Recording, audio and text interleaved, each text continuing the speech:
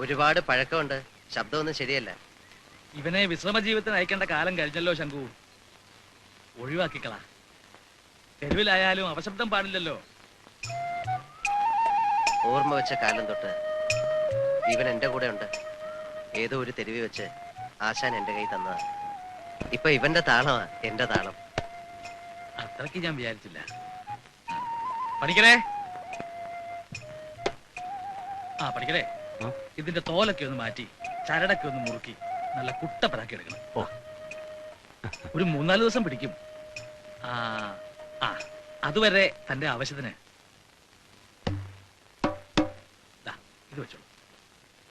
എന്തിനാ മടിക്കണേ? വാങ്ങിച്ചോളൂ.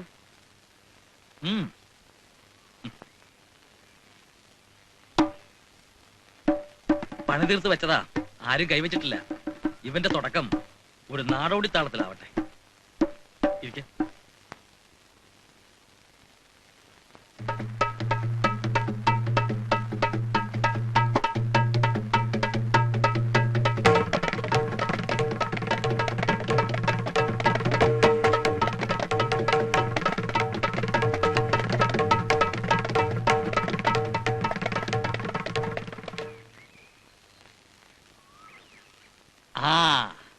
വരാം വരാം.